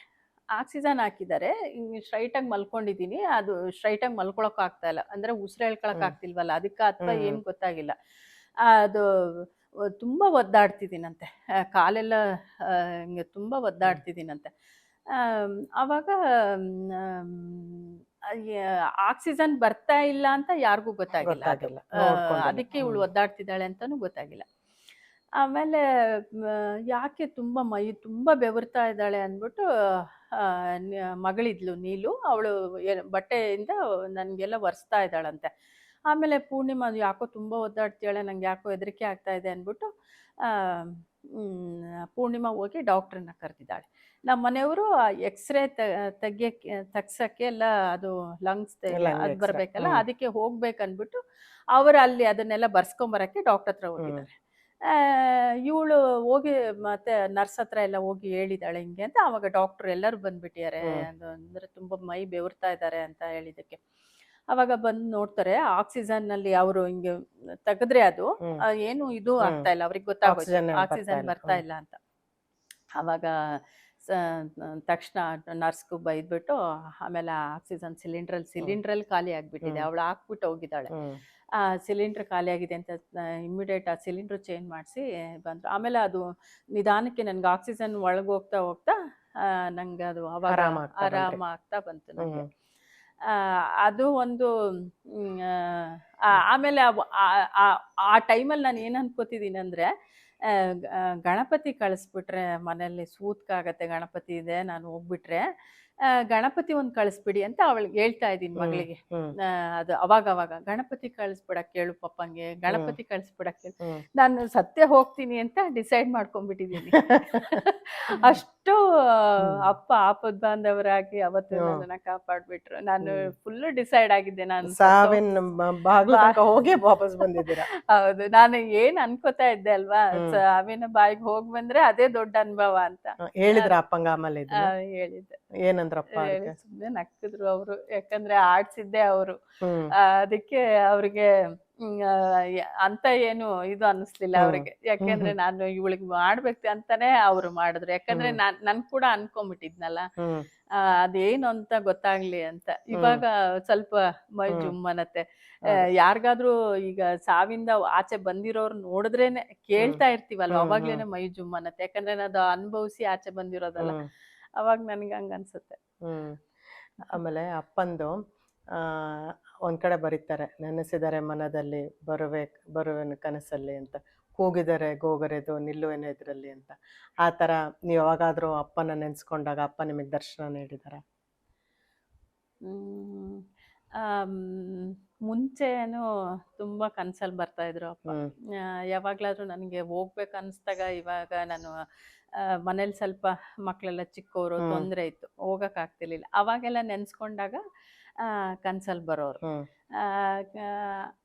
ಆಮೇಲೆ ಒಂದು ಹೇಳ್ತೀನಿ ಚಿಕ್ಕದಾಗಿ. ಏನಂದ್ರೆ ಮಗಳದು ಡೆಲಿವರಿ ಆಯ್ತು. ಒಂದು ತಿಂಗಳಾದ್ಮೇಲೆ ಕೊರೋನಾ ಬಂದ್ಬಿಡ್ತು. ಎಲ್ಲ ಲಾಕ್ಡೌನ್ ಆಗಿ ಎಲ್ಲ ಕೆಲ್ಸದವ್ರಿಲ್ಲ, ಎಲ್ಲ ಬಂದಾಗ್ಬಿಡ್ತು. ನಾವು ಪ್ರತಿ ಒಂದ್ ಕೆಲ್ಸನೂ ಎಲ್ಲಾನು ನಾವೇ ಮಾಡ್ಕೋಬೇಕಾಗ್ಬಿಡ್ತು. ಅವಾಗ ಹೆಂಗಂದ್ರೆ ನಂಗೆ ಟೈಮೇ ಇರ್ತಿರ್ಲಿಲ್ಲ. ಎಷ್ಟು ಒಂದು ಅಡ್ಗೆ ಆದ ತಕ್ಷಣ ತಿಂಡಿ, ಪಾಪಕ್ಕೆ ಸ್ನಾನ ಮಾಡಿಸು, ಅವಳಿಗೆ ಸ್ನಾನ ಮಾಡಿಸು, ಅದು ಕೊಡು ಇದು ಕೊಡು, ಹಂಗೆ ಇಡೀ 24 hours ಸಾಲಲ್ಲೇನಪ್ಪ ನನ್ಗೆ ಅಂತ ಅಷ್ಟು ಇದಾಗ್ಬಿಟ್ಟಿರೋದು. ಆಮೇಲೆ ಮಲ್ಕೋಬೇಕಾದ್ರೂ ಹೋಗ್ಲಿ ಜಪ ಮಾಡಿ ಮಲ್ಗೋಣ ಅಂದ್ರೆ ಆ ಜಪಮಲೆ ಇಟ್ಕೊಂಡಿದ್ದೊಂದೇ, ಆಮೇಲೆ ನಿದ್ದೆನೇ ಹೋಗ್ಬಿಟ್ಟಿರ್ತಿದ್ದೆ, ಅದು ಮಾಡಕ್ ಆಗ್ತಾ ಇಲ್ಲ. ಆಮೇಲೆ ಅವಾಗ ಒಂದೊಂದ್ಸರಿ ಬೇಜಾರಾಗ್ಬಿಟ್ಟಿತ್ತು. ಬರ್ತಾ ಬರ್ತಾ ತುಂಬಾನೇ ಬೇಜಾರಾಯ್ತು. ಹೆಂಗಂದ್ರೆ ನಂಗೆ ಆಗಲ್ಲ, ನಾನು ಬರ್ಲೇಬೇಕು, ನಾನು ಎಲ್ಲೂ ಹೋಗಂಗಿಲ್ಲ ಹೊರಗೆ, ಅಲ್ಲೂ ಅಪ್ಪನ ಹತ್ರನೂ ಕರ್ಕೊಂಡು ಹೋಗಂಗಿಲ್ಲ, ಎಲ್ಲ ಬೇರೆ ಲಾಕ್ಡೌನ್ ಆಗ್ಬಿಟ್ಟಿದೆ. ಏನ್ ಮಾಡದ ಅಂತ ಅವಾಗ ಏನ್ ಮಾಡ್ದೆ ನಾನು, ಅಪ್ಪನ ಹತ್ರನೇ 10 ನಿಮಿಷ ಕೂತ್ಕೊಳ್ಳೋಕೆ ಟೈಮ್ ಇರ್ತಿತ್ತು. ಆ ಟೈಮಲ್ಲೇ ನಾನು ಅಪ್ಪನ ಭಾಳ ಬೇಡ್ಕೊಂಡೆ, ಅಪ್ಪ ನಂಗೆ ಆಗ್ತಿಲ್ಲ, ನಂಗೆ ನಿಜವಾಗ್ಲೂ ಏನಾದರೂ ಒಂದು ದಾರಿ ತೋರಿಸ್ರಿ, ನನ್ಗೆ 10 ನಿಮಿಷನೇ ಆಗಲಿ, ನಿಮ್ಮ ಹತ್ರ ಬಂದು ಹೋಗ್ಬೇಕು ನಾನು, ಆ ಥರ ತುಂಬ ಬೇಡ್ಕೊಂಡೆ. ಹಂಗೆ ಅದು ಕನಸು ಅಲ್ಲ, ನಿದ್ರೆ ಅಲ್ಲ, ಏನಲ್ಲ, ನನಗೆ ಒಳಗಡೆಯಿಂದ ಹೇಳ್ತಾ ಇದ್ದಾರೆ, ನೀನು ದಿನಾ ಬಂದು ಔದುಂಬ ವೃಕ್ಷ ಪ್ರದಕ್ಷಿಣೆ ಹಾಕಿ ಹೋಗು. ಅಲ್ಲಿ ಅವಾಗ ಪಾದಿಕೆ ಇತ್ತು ಇನ್ನು, ಆ ಪಾದಿಕೆ ನಮಸ್ಕಾರ ಮಾಡಿ ಔದುಂಬ ವೃಕ್ಷ ಪ್ರದಕ್ಷಿಣೆ ಹಾಕಿ ಹೋಗು ಅಂತ. ಅದು ಯಾವಾಗ ಅದು ಬಂದ ತಕ್ಷಣ ನಂಗೆ ಭಾಳ ಅಂದ್ರೆ ಭಾಳ ಆನಂದ ಆಗ್ಬಿಡ್ತು. ಅವೆಲ್ಲ ಕೆಲಸ ಬೇಜಾರು ಪಟ್ಕೊಂಡು ಮಾಡ್ತಾ ಇದ್ದೆ, ಅವತ್ತು ಸಖತ್ತು ಜೋಶಲ್ಲಿ ಮಾಡ್ತಾ ಇದ್ದೆ, ಯಾವಾಗ್ಲೂ ನೆನ್ಸ್ಕಂತಾನೆ ಇರ್ತಿದ್ದೆ. ಆಮೇಲೆ 10 ನಿಮಿಷ ಕೂತಾಗ ಸೀದಾ ಔದುಂಬ ವೃಕ್ಷ ಪ್ರದಕ್ಷಿಣೆ ಹಾಕೋದು, ಪಾದಕ್ಕೆ ನಮಸ್ಕಾರ ಮಾಡೋದು, ಮಾನಸಿಕವಾಗಿ ಅದು ಬಹಳ ಖುಷಿ ಕೊಡ್ತು ನನ್ಗೆ. ಆ ಒಂದು ಲಾಕ್ಡೌನ್ ಪೂರ ನಾನು ಮಾಡಿದ್ದೀನಿ. ಇವಾಗ ಕೂಡ ಡೈಲಿ ನಾನು ಔದುಂಬ ವೃಕ್ಷ ಪ್ರದಕ್ಷಿಣೆ ಹಾಕೇ ಬರ್ತೀನಿ. ಆಮೇಲೆ ನಿಮ್ಮ ಮಗನಿಗೆ ಅಪ್ಪ ಕನ್ನೇಶ ಅಂತ ನಾಮಕರಣ ಮಾಡಿದ್ರಲ್ಲ, ಅದನ್ನ ಸ್ವಲ್ಪ ತಿಳಿಸ್ರಿ ಅಕ್ಕ. ಏನಾಯ್ತಂದ್ರೆ, ನಮ್ಮ ತಂದೆ ತೀರ್ಕೊಂಡಾಗ ನಾನು ಹೋಗಿದ್ದೆ ಅಂತ ಹೇಳಿದ್ನಲ್ವಾ, ಅದಾದ್ಮೇಲೆ ನಾನು ಏನ್ ಮಾಡ್ದೆ, ದೊಡ್ಡೇರಿಗೆ ಹೋಗಕ್ಕೆ ಆಗ್ಲಿಲ್ಲ ನಂಗೆ. ಆಮೇಲೆ ನನ್ಗೊಂದು 6 ತಿಂಗಳು ಪ್ರೆಗ್ನೆಂಟ್ ಆ ಟೈಮಲ್ಲಿ ಅಕ್ಕ ಎಲ್ಲ ಟ್ರಾವೆಲ್ಸ್ ತಗೊಂಡ್ರು. ಅವಾಗ ಅವ್ರದ್ದು ನಾಯಕನಹಟ್ಟಿನೇ ಮಂದೇವ್ರು. ನಾಯಕನಹಟ್ಟಿಗೆ ಹೋಗಿ ತಿಪ್ಪೇಸ್ವಾಮಿ ಅಲ್ಲಿಂದ ಬರ್ತಾ ಉಪ್ಪರಟ್ಟಿ ಮೇಲೆ ಬಂದಿದ್ದು ಬಸ್. ಉಪ್ಪರಟ್ಟಿಗೆ ಹೋದಾಗ ಅಪ್ಪ ಏನ್ ಮಾಡಿದ್ರು, ಅಲ್ಲಿ ಎಲ್ರು ಕೂತಿದ್ರು, ಎಲ್ರು ನಮಸ್ಕಾರ ಮಾಡಿ ಬಸ್ ಹತ್ತಾ ಇದ್ರು. ಲಾಸ್ಟಲ್ಲಿ ನಾನು ಮಾಡೋಣ ಅನ್ಕೊಂಡು ನಿಂತ್ಕೊಂಡೆ. ಆಮೇಲೆ ಪಕ್ಕದಲ್ಲಿ ಒಬ್ರು ಯಾರೋ ಬಂದು ನಮಸ್ಕಾರ ಮಾಡಿದ್ರು. ನಾನು 2 ಹೆಜ್ಜೆ ಮುಂದೆ ಇಟ್ಟಿದ್ದೆ, ಅಷ್ಟರಲ್ಲಿ ಅಪ್ಪ ಎದ್ದು ಒಳಗಡೆ ಹೋದ್ರು. ಇವ್ನು ಮಾಡಿಸ್ಕೊಳ್ಳಿಲ್ಲ, ಹೋಗ್ಲಿ ಬಿಡು ಅಂತ ನಾನು ಆಗ್ಲೇ ಹೊರಡ ಕಡೆಗೆ ತಿರ್ಕೊಂಡೆ ಈ ಕಡೆಗೆ. ಅವಾಗ ಅವ್ರು ಹೇಳಿದ್ರು, ಇಲ್ಲ ಬರ್ತಾರೆ, ನಿಂತ್ಕೋ, 2 ನಿಮಿಷ ನಿಂತ್ಕೋ, ಏನಾಗಲ್ಲ, ಯಾಕೆ ಒಳಗಡೆ ಹೋಗಿದಾರೋ ಗೊತ್ತಿಲ್ಲ ಅಂತ ಹೇಳಿದ್ರು. ಸರಿ ಅಂತ ಹಾಗೆ ನಿಂತ್ಕೊಂಡೆ. ಅವಾಗ ಅಪ್ಪ ಕೈಯಲ್ಲಿ ಒಂದು ಲಿಂಗು ಇಟ್ಕೊಂಡು ಬಂದ್ರು. ನಾನು ಅದನ್ನ ಹಿಂಗೆ ನನಗೆ ಅಂತಿದ್ದಾರೆ ಹಿಂಗೆ, ನಾನು ಅದನ್ನ ಕೈಯಲ್ಲಿ ಇಸ್ಕೊಳ್ಳಿಲ್ಲ, ಹಿಂಗೆ ಮಡ್ಲು ಮಾಡಿದ್ದೀನಿ ಅದಕ್ಕೆ. ಮಡ್ಲು ಮಾಡಿ, ನೀವು ಅವಾಗ ಕನ್ನೇಶನ್ ಪ್ರೆಗ್ನೆಂಟ್ ಮಡ್ಲು ಮಾಡಿ ಅದನ್ನ ಇಸ್ಕೊಂಡಿದ್ದೀನಿ. ಮಡ್ಲು ಯಾಕೆ ಮಾಡ್ದೆ ನನ್ಗೆ ಗೊತ್ತಿಲ್ಲ, ಅದೆಲ್ಲ ಗೊತ್ತೇ ಇಲ್ಲ ನನ್ಗೆ. ಆದ್ರೆ ಅದು ಅಪ್ಪನೇ ಮಾಡ್ಸಿದ್ದಾರೆ ನನ್ನ ಕೈಯಲ್ಲಿ. ಅದು ಇಸ್ಕೊಂಡಂಗೆ ಅವಾಗ ಅದು ಇಸ್ಕೊಂಡ್ಮೇಲೆ ನಂಗೆ ಬಹಳ ಅಂದ್ರೆ ಎಷ್ಟು ಖುಷಿ ಆಗೋಯ್ತು. ಮಗು ಹುಟ್ಟಾಗ ಎಷ್ಟು ಖುಷಿ ಆಗಿರುತ್ತೋ ಅದಕ್ಕಿಂತ ಜಾಸ್ತಿ ಖುಷಿ ಆಗೋಗಿತ್ತು ಅನ್ಸುತ್ತೆ. ಅಷ್ಟು ನಾನು ಅದನ್ನ ಹಾಗೆ ಇಟ್ಕೊಂಡೇ ಬಂದೆ.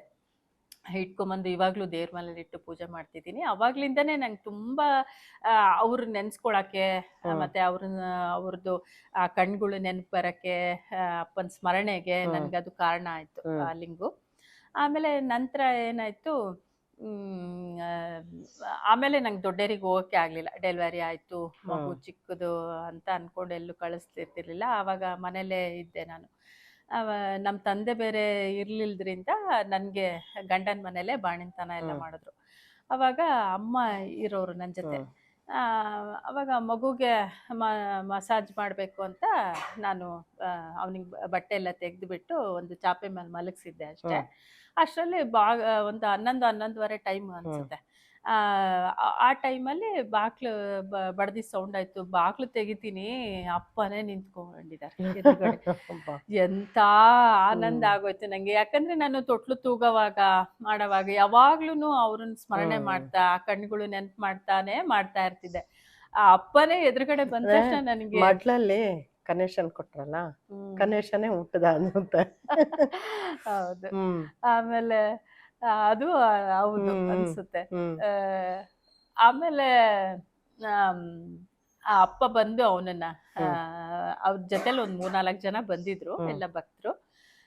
ಅಮ್ಮ ಅಡ್ಗೆ ಮಾಡ್ತಾ ಇದ್ರು. ಆಮೇಲೆ ಆ ಮಗು ಅವ್ರು ಬಂದಾಗ ಅವನು ಏನು ಒಂದು ಬಟ್ಟೆನೂ ಇಲ್ದೆ ಹಾಗೆ ಮಲಗಿದ್ದ, ಆಟಾಡ್ತಾ ಚಾಪೆ ಮೇಲೆ. ಒಂದು 3 ತಿಂಗಳಿತ್ತು ಅನ್ಸುತ್ತೆ, 2 ತುಂಬಿ 3ಕ್ಕೆ ಬಿದ್ದಿತ್ತು ಅನ್ಸುತ್ತೆ. 3 ತಿಂಗಳು ಮಗು. ಅವನನ್ನ ಹಾಗೆ ಎತ್ಕೊಂಡು ಎಲ್ಲ ಅವನಿಗೆ ಎಲ್ಲ ಮೈ ಎಲ್ಲ ಸೌರಿ ಎಲ್ಲ ಮಾಡಿ ಅವನಿಗೆ ಕಿವಿಲಿ ಇವನ್ ಶಿವಕನೇಶ, ಇವನ್ ಶಿವಕನೇಶ, ಶಿವಕನೇಶ ಅಂತ 3 ಸರಿ ಹೇಳಿದ್ರು. ಆ ಹೆಸರಿಡ್ತಿದ್ದಾರೆ ಅಂತನೂ ಗೊತ್ತಾಗ್ಲಿಲ್ಲ ನಮ್ಗೆ. ಅಂತ ಇದು ಹಿಂಗೆ ಆಗಿತ್ತಂದ್ರೆ ನನಗೆ ಫುಲ್ ಬ್ಲ್ಯಾಂಕ್ ಆಗ್ಬಿಟ್ಟಿದೆ. ನಾನು ಯಾರನ್ನೂ ಏನು ಮಾತಾಡಿಸ್ತಾನೆ ಇಲ್ಲ. ಅಷ್ಟು ನನ್ಗೆ ಖುಷಿ ಅಂದ್ರೆ ಖುಷಿ ಆಗ್ಬಿಟ್ಟಿತ್ತು ಅಪ್ಪ ಬಂದಿರೋದಕ್ಕೆ. ಹಂಗೆ ಅದೆಲ್ಲ ಮಾಡ್ದೆ. ಆಮೇಲೆ ಅವರಿಗೆಲ್ಲ ಬಂದವ್ರಿಗೆಲ್ಲ ಪ್ರಸಾದ ಮಾಡಿ ಊಟಕ್ಕಿಟ್ಟು ಸ್ವಲ್ಪ ತಿದ್ರು. ಒಂದು 4 ಗಂಟೆ ತನಕ ಇದ್ರು. ಆಮೇಲೆ ಹೋಗಿ ಬರ್ತೀವಮ್ಮ ಅಂತೇಳಿ ಹೊರಟ್ರು. ಅದಾಗಿ ಮತ್ತೆ 2ನೇ ಸರಿ ಬಂದ್ರು. 2ನೇ ಸರಿ ಬಂದಾಗ ಅವನದು ನಾಮಕರಣ ಇತ್ತಾಗ. ಮನೆ ತುಂಬಾ ನೆಂಟ್ರಿದ್ರು, ಎಲ್ಲ ಗೆಸ್ಟು ಯಾರ್ಯಾರು ಎಲ್ಲ ಕರ್ದಿರೋರೆಲ್ಲ ಬಂದಿದ್ರು ಪಾಪ. ಆ ಟೈಮಲ್ಲಿ ಅಪ್ಪ ಬಂದ್ರು. ಅವಾಗ ನನಗೆ ಅವತ್ತು ನಾನು ಕಾಲು ತೊಳಿಲಿಲ್ಲ ಅಪ್ಪಂದು. ಒಳಗಡೆ ಆರತಿ ಮಾಡಿ ಒಳಗೆ ಕರ್ಕೊಳ್ಳಿಲ್ಲ, ಎಂಥದ್ದು ಮಾಡಲಿಲ್ಲ. ಅವತ್ತು ಕೂಡ ಭಾಳ ಬೇಜಾರಾಗಿತ್ತು, ಎಂಥ ಕೆಲಸ ಮಾಡಿದೆ ಅಂತ. ಅಪ್ಪಂಗೊಂದು ಮೇಲ್ಗಡೆ ಮಾಡಿ ಮೇಲೆ ಒಂದು ರೂಮ್ ಕೊಟ್ಟು ಅವ್ರಿಗೆ, ನೀವು ಇಲ್ಲಿರಿ, ಊಟಕ್ಕೆಲ್ಲ ಇಲ್ಲೇ ಕಳಿಸ್ತೀವಿ ಅಂತ ಎಲ್ಲ ಹೇಳಿ ಅವ್ರ ಜೊತೆಗೆ ಬಂದಿರೋರ್ನು ಅಲ್ಲೇ ಕೂರಿಸ್ಬಿಟ್ಟು ಎಲ್ಲ ಮಾಡಿ ಬಂದ್ವಿ. ಆಮೇಲೆ ಇವರು ನೋಡ್ಲೋ ಅವರು ನೋಡ್ಲೋ ಈ ಟೈಮಲ್ಲಿ ಯಾಕಾದ್ರೂ ಬಂದ್ರು ಅಂತ ಸ್ವಲ್ಪ ಆಯ್ತು ಕಸಿವಿಸಿ. ಅವಾಗ ಒಂದು ಸ್ವಲ್ಪ ಬೇಜಾರೇ ಆಯ್ತು. ಯಾಕಂದ್ರೆ ನಾನು ಏನು ಪೂಜೆ ಮಾಡಲಿಲ್ಲ, ಅವ್ರಿಗೆ ಏನಿಲ್ಲ. ಆಮೇಲೆ ಏನು ಗೊತ್ತಾ, ಊಟ ಆದ ತಕ್ಷಣ ಅಮ್ಮನ್ನು ಕರ್ಕೊಂಡು, ನಮ್ಮಮ್ಮ ಯಾವಾಗ್ಲೂ ಜೊತೆಲಿರೋರು, ನಮ್ಮಮ್ಮನ್ನು ಕರ್ಕೊಂಡು ಅಕ್ಕನ್ನು ಎಲ್ರನ್ನೂ ಕರ್ಕೊಂಡು ಹುಬ್ಳಿಗ ಅದ ಊರಿಗೆ ಹೋಗ್ಬೇಕು, ನೋಡಕ್ ಹೋಗ್ತಾ ಇದೀವಿ ಅಂತ ಹೊರಟೇ ಬಿಟ್ರು ಮಧ್ಯಾಹ್ನ. ನಿಮ್ಮೊಬ್ಬರನ್ನೇ ಬಿಟ್ಟು? ನಾನೊಬ್ಬಳನ್ನೇ ಬಿಟ್ಟು. ಅವಾಗ ಅವ್ರು ಹೋಗ್ತಿದ್ರೆ ನಂಗೆ ಅಳು ಬರ್ತಾ ಇದೆ.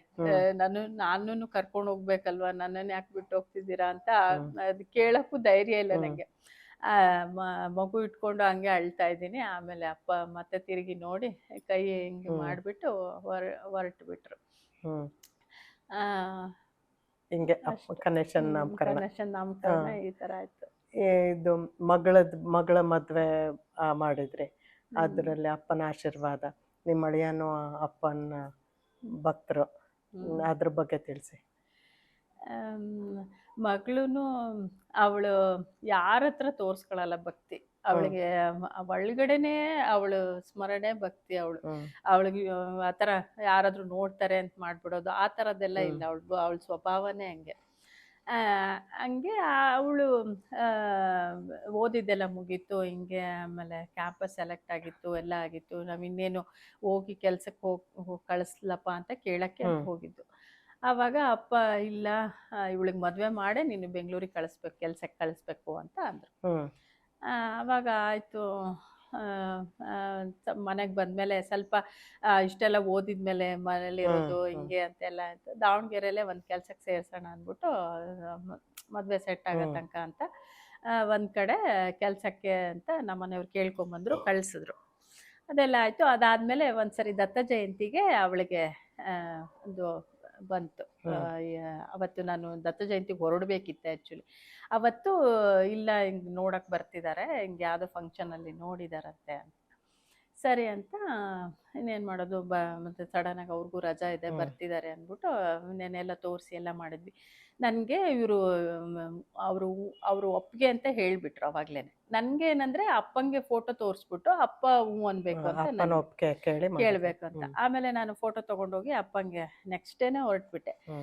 ಹೋಗಿ ಅಪ್ಪಂಗೆ ತೋರಿಸ್ದೆ. ಅವಾಗ ತೋರಿಸಿ ಏನು ಅಂತ ಎಲ್ಲ ಅಂದರು. ಸರಿ, ಮತ್ತು ಆಯಮ್ಮ ಒಪ್ಪೈತಾ ಅಂತ ಕೇಳಿದ್ರು. ಅವಳನ್ನು ಕರ್ಕೊಂಡೋಗಿದ್ದೆ ಜೊತೆಲಿ. ಅಪ್ಪ ಸುಮ್ಮನೆ ನಿಂತಿದ್ಲು ಅವಳು. ಆಮೇಲೆ ನೀವು ಒಪ್ಪಿದ್ರೆ ಆಯ್ತಪ್ಪ ಅಂತ ಅಂದ್ಲು. ಸರಿ, ನಾನು ಒಪ್ತೀನ, ಮದುವೆ ನೀನು ಮಾಡ್ಕೋತೀಯಾ ಅಂತ ಸ್ವಲ್ಪ ರೇಗಿಸಿದ್ರು ಅವಳಿಗೆ. ಆಮೇಲೆ ಅವಳು ಸುಮ್ಮನೆ ನಿಂತಿದ್ಲು. ಆಮೇಲೆ ಸರಿ ಆಯಿತು, ಹೋಗು ಮಾಡ್ಕೋಗು, ಒಳ್ಳೇದಾಗತ್ತೆಲ್ಲ ಅಂತ ಅವಳಿಗೆ ಕುಂಕುಮ ಇಟ್ಟು ಅರಿಶಿನ ಹಚ್ಚಿ ಕಳಿಸಿದ್ರು.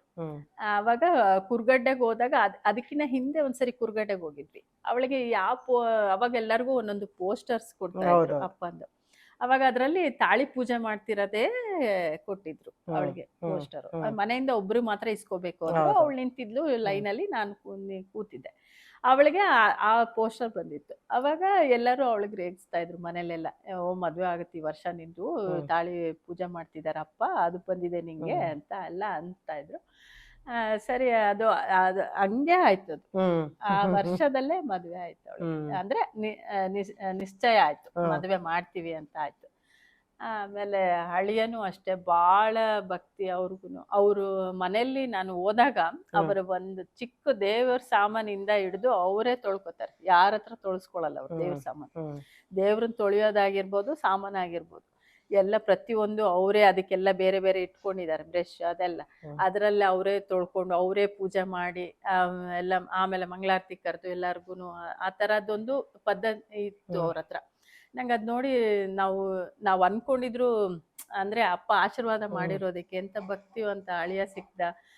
ಮತ್ತೆ ಮಗಳನ್ನು ಅಷ್ಟೇ, ಅವರು ಅವಳಿಗೆ ಹೆಂಗ್ ಬೇಕೋ ಹಂಗೆ ಇರಕ್ಕೆ ಬಿಟ್ಟಿರ್ತಾರೆ. ಆಮೇಲೆ ನನ್ಗೆ ಅನ್ಕೊಂಡೇ ಇರ್ಲಿಲ್ಲ ಅವರು ದೊಡ್ಡೇರಿಗೆ ಬಂದು ಇಷ್ಟೆಲ್ಲ ಸೇವೆ ಮಾಡಿ ಇಷ್ಟು ಭಕ್ತರಾಗ್ತಾರೆ ಅಂತ. ಸುಮ್ನೆ ಇವಳು ಯಾವಾಗ್ಲಾದ್ರೂ ಹೇಳೋಳು ಅಷ್ಟೇ ಹಿಂಗೆ ಅಂತ. ಎಂಗೇಜ್ಮೆಂಟ್ ಆದ್ಮೇಲೆ ಒಂದು ಚರಿತ್ರೆನೂ ಕೊಟ್ಲವಳು, ಇದನ್ನು ಓದಿ ತುಂಬಾ ಒಳ್ಳೇದಾಗತ್ತೆ ಅಂತ.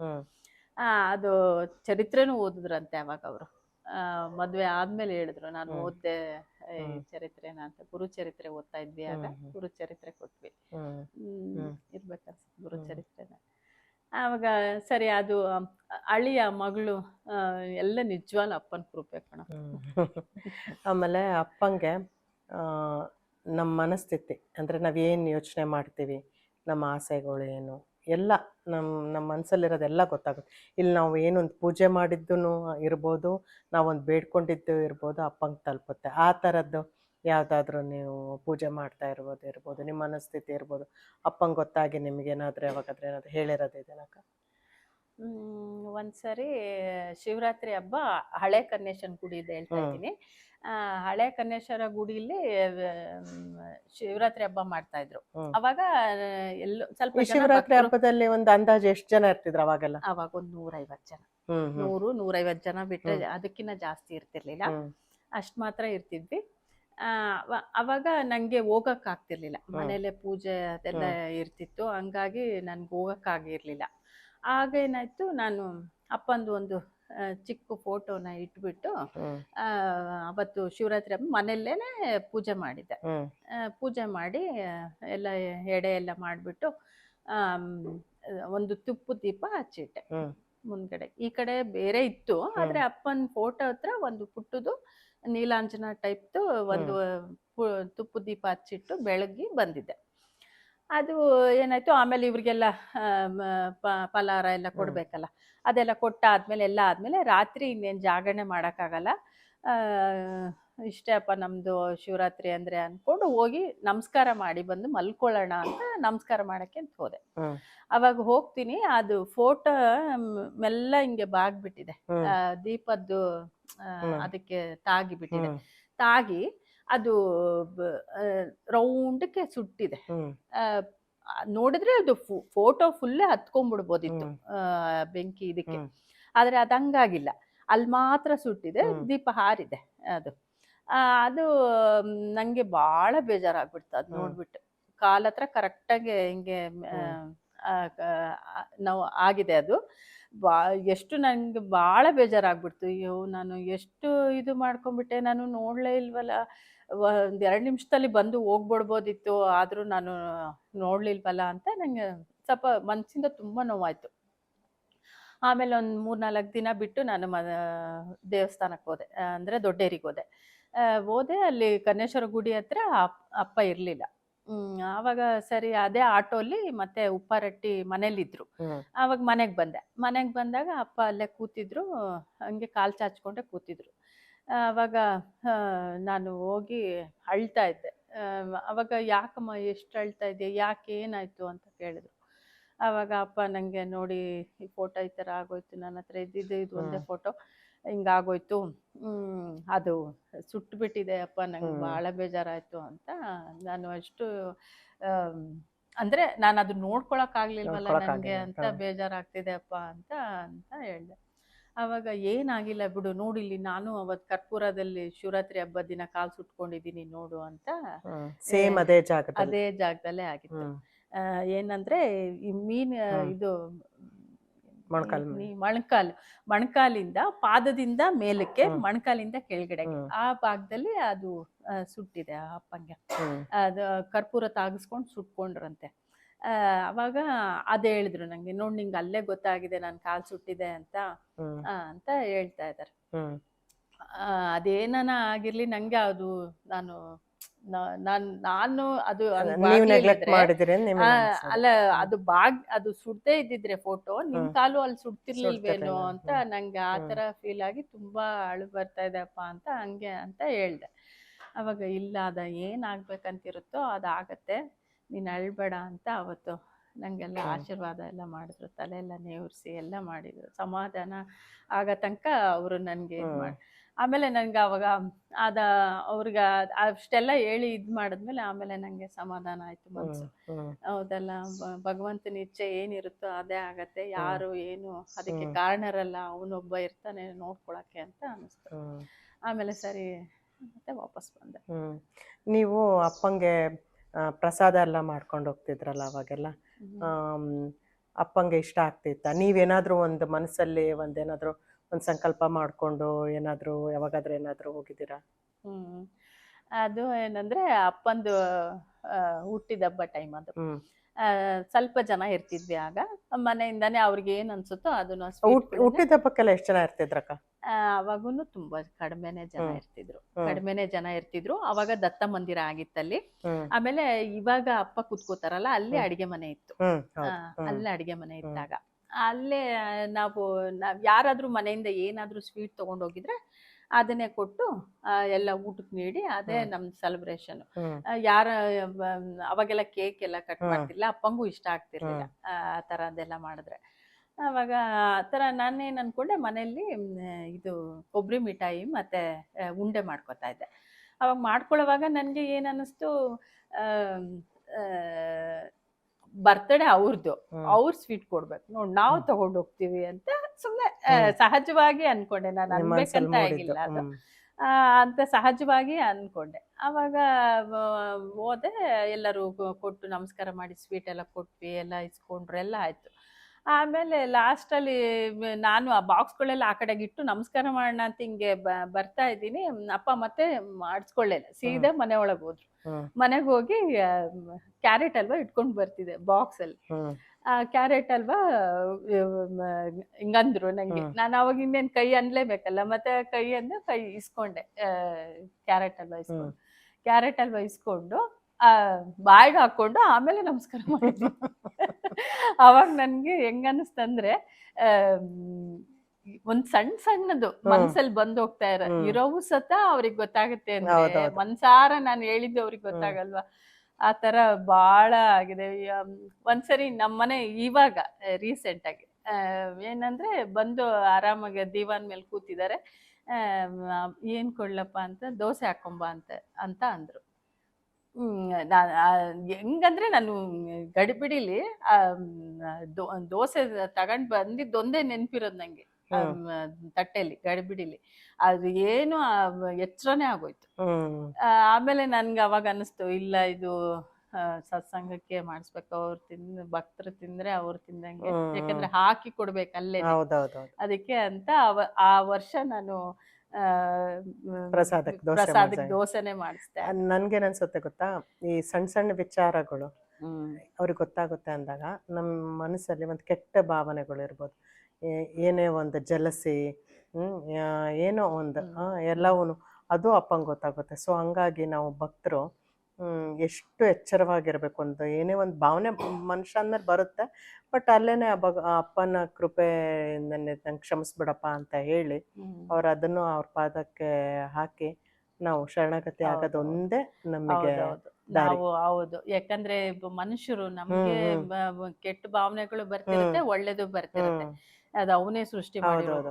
ಈ ಒಳ್ಳೇದ್ ಬಂದಾಗ ಅವನ್ಗೆ ಅರ್ಪಿಸ್ತೀವಿ, ಕೆಟ್ಟದ್ ಬಂದಾಗ ಇದ್ ನಾನೇ ಮಾಡಿದೀನಿ ಅಂತ ಅನ್ಕೋಬಾರ್ದು. ಅದು ಕೂಡ ನೀನೇ ಇದು ಯಾಕೆ ಬರ್ಸಿದ್ಯೋ ನಂಗೆ ಗೊತ್ತಿಲ್ಲ, ಇದ್ ಕೂಡ ನಿನ್ ಪಾದಕ್ಕೆ ಅರ್ಪಿತನಪ್ಪ ಅಂತ. ಸಿಟ್ಟು ಬರುತ್ತೆ ಎಷ್ಟಕ್ಕೊಂದ್ಸಲ, ಕೆಲವು ಸರಿ ಸಿಟ್ಟೆಲ್ಲ ಕಮ್ಮಿ ಅಂದ್ರೆ ಸಿಟ್ಟೆಲ್ಲ ಹೋದಾದ್ಮೇಲೆ ಅವಾಗ ಅನ್ಸುತ್ತೆ, ಅಯ್ಯೋ ನಾನು ಇಷ್ಟು ಮಾಡಬಾರ್ದಿತ್ತು, ಸಣ್ಣ ವಿಷಯಕ್ಕೆ ಇಷ್ಟು ಕೂಗಾಡ್ಬಾರ್ದಿತ್ತು ಅಂತ ಆತರ ಅನ್ಸುತ್ತೆ. ಅದ್ ಕೂಡ ಭಗವಂತನೇ ಅನ್ಸ್ತಾನೆ, ಯಾಕಂದ್ರೆ ಸರಿ ಕೂಗಾಡುವಾಗ ಅದ್ ನೆನಪು ಮಾಡತ್ತೆ. ಅಲ್ಲ, ಅದೇ ಹೇಳೋದು, ಅರಿವೇ ಗುರು. ಅವ್ನ ಅರಿವು ಕೊಡ್ತಾನೆ. ಇಷ್ಟಕ್ಕೊಂದಿಲ್ಲ ಅಂದ್ರೆ ಜನ ಪ್ರಾಪಂಚಿಕವಾಗಿರೋರ್ಗೆ ಅರಿವೇ ಇರಲ್ಲ, ಸುಮ್ಮ ಆಡ್ತಾನೆ ಇರ್ತಾರೆ. ಆದ್ರೆ ಭಕ್ತರಿಗೆ ಒಂದು ತಪ್ಪು ಮಾಡಿದ್ರು ಒಂದು ಅರಿವು ಕೊಟ್ಟು ಅಪ್ಪ ನಮ್ಮನ್ನ ತಿದ್ದಿಸ್ತಾರೆ ಅಲ್ವಾ? ಯಾವ ಕ್ಷೇತ್ರಕ್ಕೆ ಹೋಗಿದ್ರಕ್ಕ ನೀವು? ಕುರ್ಗಡ್ಡೆ, ಗಾಣಗಾಪುರ, ಆಮೇಲೆ ಸಿದ್ರ ಬೆಟ್ಟ, 3ಕ್ಕೆ ಹೋಗಿದ್ದೀನಿ. ಇನ್ನೊಂದು ಭಕ್ತರದ್ದು ಅದು ಮನೆಗೆ ಅಂತ ಕರ್ಕೊಂಡು ಹೋಗಿದ್ದು ತರೀಕೆರೆ. ಆಮೇಲೆ ಸರಿ ಅಂತ ಅಲ್ಲಿ ಕುರ್ಗಡ್ಡೆಗೆ ಹೋಗಿದ್ದು ಒಂದು ಅನುಭವ ಏನಂದ್ರೆ, ನನ್ಗೆ ಹೆಸರಿಟ್ಟಿದ್ದು ಅದು ಕಾರುಣ್ಯ ಅಂತ. ನಾನು ಅನ್ಕಂಡೇ ಇರ್ಲಿಲ್ಲ.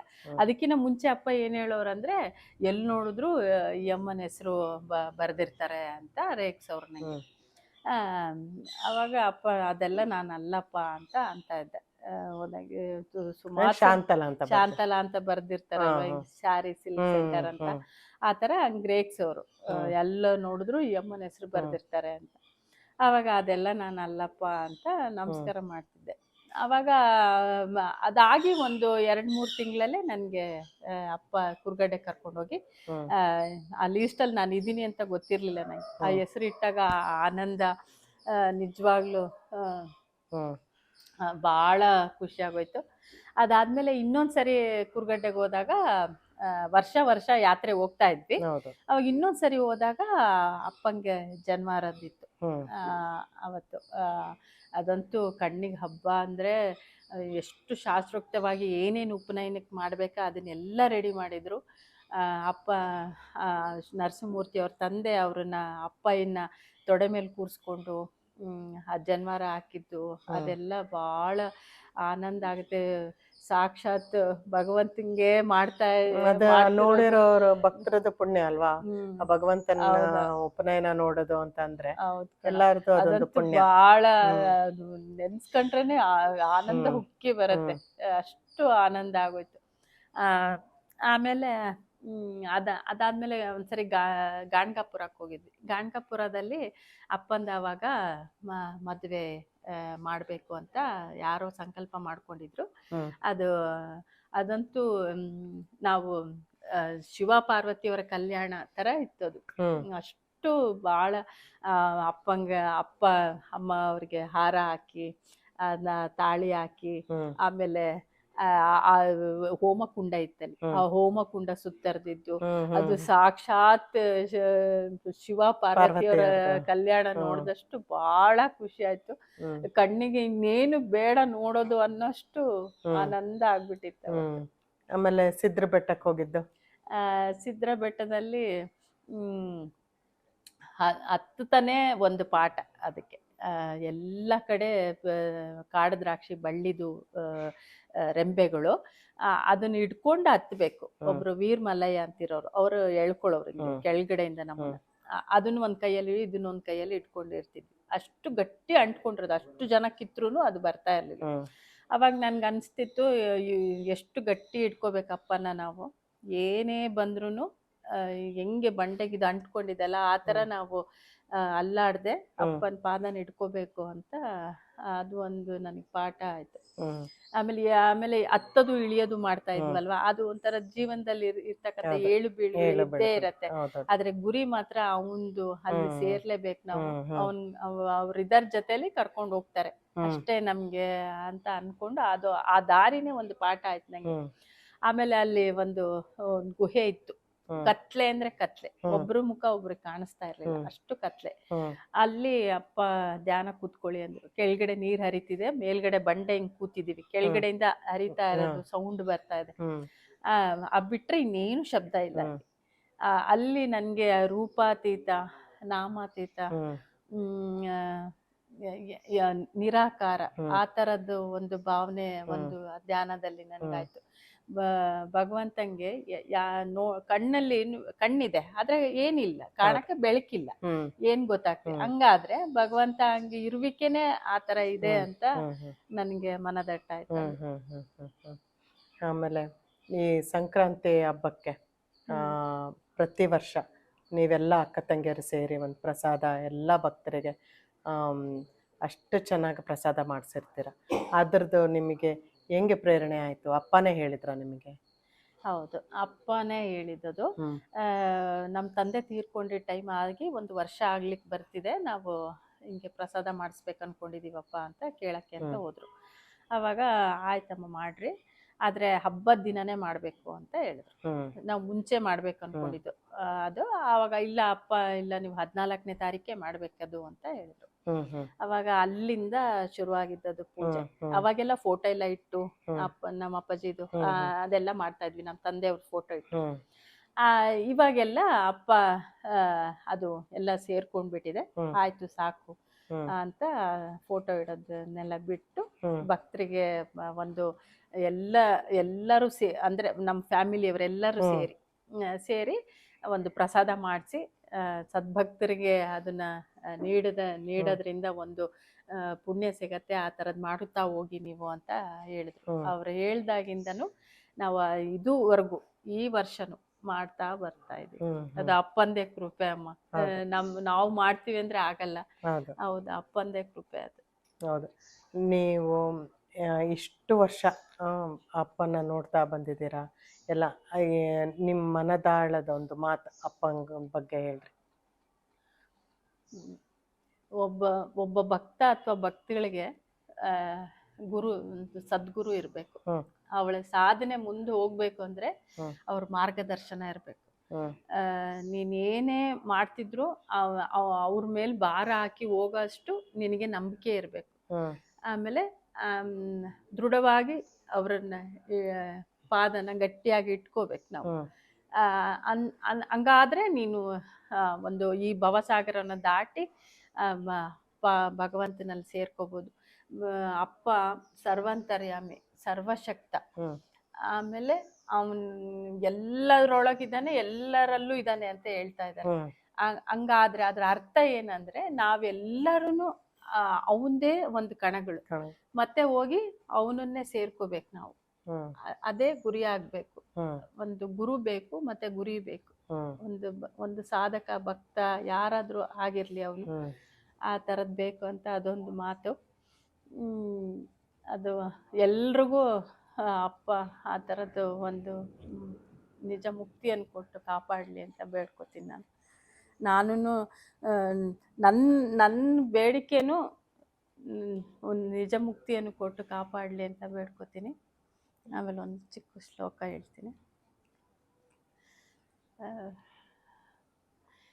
ಹೇ ಗುರು ಪರಮಾತ್ಮ, ಹೇ ದಯಾ ಸಿಂಧು, ನಿನ್ನ ಚರಣ ಕಮಲದಲ್ಲೆನ್ನ ಚಿರವಿರಲಿ, ನಿನ್ನ ನಾಮಸ್ಮರಣೆಯಲ್ಲಿ ಎನ್ನ ಮನವಿರಲಿ, ನಿನ್ನ ಸೇವೆಯಲ್ಲಿಯೇ ಸಕಲೇಂದ್ರಿಯಗಳು ತೊಡಗಿರಲಿ, ನಿನ್ನ ಘನಮಂತ್ರದೊಳೆನ್ನ ಉಸಿರು ಲೀನವಾಗಿರಲಿ, ನನ್ನ ಹೃದಯವು ನಿನ್ನನ್ನು ಹೊಂದಲು ಸದಾ ನಿನ್ನನ್ನೇ ರಮಿಸುತ್ತಿರಲಿ. ಹೇ ಕರುಣಾವಾರಿಧಿಯೇ, ಈ ಭಕ್ತರ ಮೊರೆಯನ್ನು ಮತ್ತೆ ಮತ್ತೆ ಆಲಿಸಿ ಕಡೆಗಣಿಸದೆ ದಯತೋರಿ ಅನುಗ್ರಹಿಸು ಪ್ರಭು. ಶ್ರೀ ಗುರು ಕನ್ನೇಶ್ವರ ಶ್ರೀ ಸತ್ತುಪಾಸಿಯೇ ನಮೋ ನಮಃ. ಅಕ್ಕ, ನಿಮ್ಮ ಅನಿಸಿಕೆಗಳನ್ನು ನಮ್ಮ ಜೊತೆ ಹಂಚ್ಕೊಂಡಿದ್ದಕ್ಕೆ ನಿಮಗೆ ಶರಣು ಅಕ್ಕ. ಶರಣು ಶರಣ.